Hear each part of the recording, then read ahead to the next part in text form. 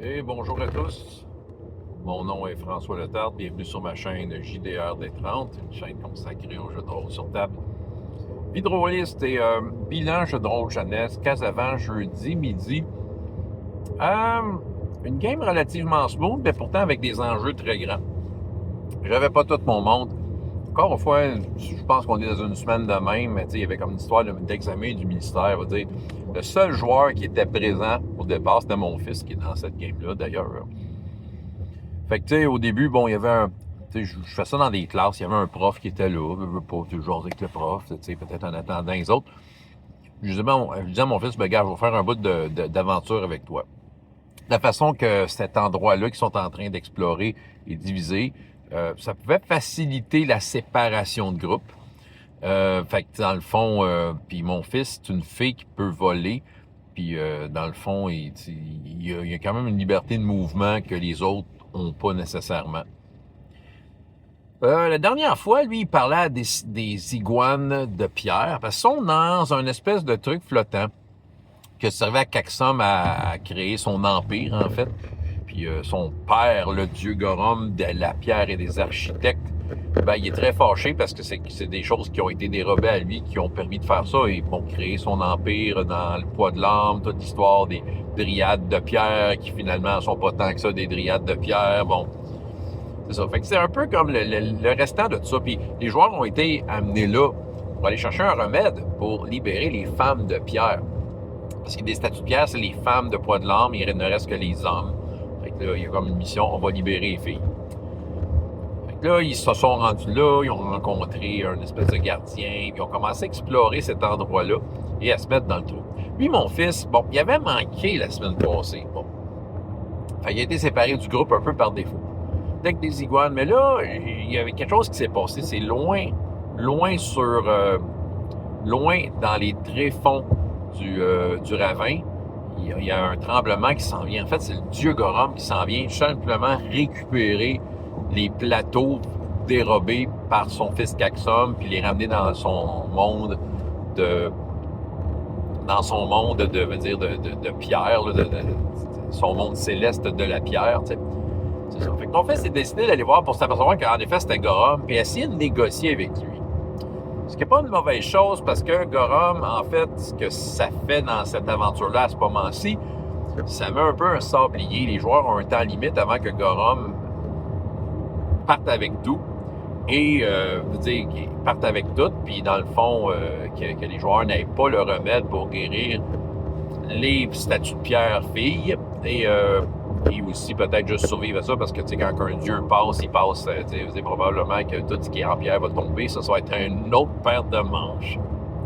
Ouais. Entre autres aussi, l'heure à 20, au départ, quand ils sont arrivés là, c'est ça, il y avait comme une espèce d'avatar du dieu Gorum qui était là, avec qui ils ont parlé, puis il leur a dit, ben, il y a quelque chose en bas.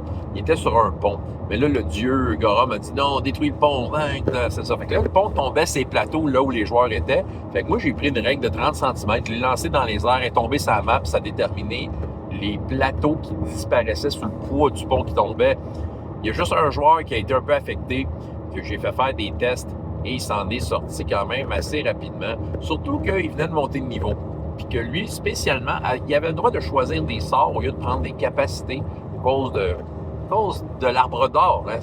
On y revient toujours, un an plus tard. Fait qu'il a pris l'évitation, tout ça, ça l'a vraiment aidé. Parlons-en donc, parce que justement, je suis en train de parler de d'autres joueurs qui étaient là. Puis finalement, au fil de fil et en aiguille, il y a 3 autres joueurs qui se sont joints à la partie, qui finissaient leur examen.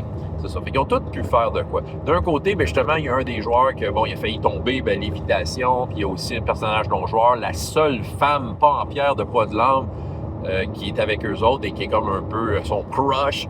C'est ça. Puis là, il est allé dans un plateau vers un crâne. Parce que là, ils ont su qu'il y avait un crâne de Caxum qui était là, qui était probablement, faisait partie du remède. Il fallait prendre une parcelle de son âme cachée dans son crâne, dans un cristal spécial. Ils sont arrivés à une place avec une grosse statue géante. Et ils savent que la dernière fois qu'ils ont touché une statue géante-là, dans cet endroit-là, ils ont reçu des pouvoirs magiques un peu random. Fait que lui, il a décidé de toucher, mais cette statue-là, ça a été déterminé par une table aléatoire, elle paralysait. Ce qui fait que là, ce que j'ai dit, ben écoute, pendant un certain nombre de tours, t'es paralysé, t'es comme engourdi, t'es pris là. Mais t'as Daïs, qui est sa crush, tu vas pouvoir la jouer. C'est sûr qu'elle n'est pas compétente comme le joueur, il vient juste de tomber genre niveau 10. Là. Elle, c'est comme un... C'est un bon... Elle a les stats un peu génériques d'une créature, là, parce que c'était comme au départ une ennemie. C'est un NC3. C'est comme si c'était le 3e niveau. Là. Mais quand même, ça lui donne de quoi jouer le temps qu'il se dégèle. D'un autre côté du plateau, les 2 autres joueurs étaient pris contre un serpent.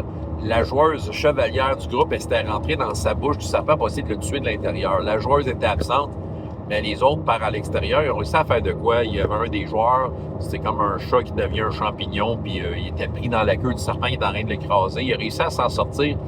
Puis il y avait aussi le drachéide du groupe, qui est un genre de prêtre du mensonge, qui a pas mal viré, qui a pas mal flippé à table là, une couple de game avec ses mensonges, mais là, c'est ça, il essaie de se battre contre le serpent, de s'en sortir le plus possible.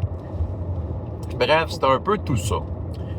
Il me reste 3 rencontres avec eux autres. Je sens que l'avion est en train de bien atterrir parce que ce petit donjon-là que j'aime bien, que je trouve bien pratique dans sa conception, ben il me permet de faire de quoi d'assez smooth et tout ça. On va voir ceux qui vont être présents parce que, en fait, est enfermé quelque part dans cet endroit-là, Urto, qui est le personnage, en fait, d'un joueur que j'ai eu pendant ma JP, en fait, qui a joué l'Arme des Dragons. Puis, il a tout le temps été un peu dans leur univers comme étant un genre de personnage non-joueur. Puis Urto est prisonnier là. C'est une vision que la chevalière avait eue. Puis c'est ça, fait qu'ils vont comme découvrir qu'il était là et qu'il est utilisé un peu contre son gré pour alimenter Kaxum, qui a peut-être encore un petit tour dans son sac avant de se faire engloutir par son propre père. Bref, un récit complet. Malgré que les joueurs sont arrivés au compte-gouttes à la séance, on a quand même fait avancer l'aventure et c'était pas mal le fun. C'est ça que j'avais à dire, François Letarte, JDR de 30, et jusqu'à la prochaine fois, il y a autant de plaisir dans la vie dans les jeux. Au revoir.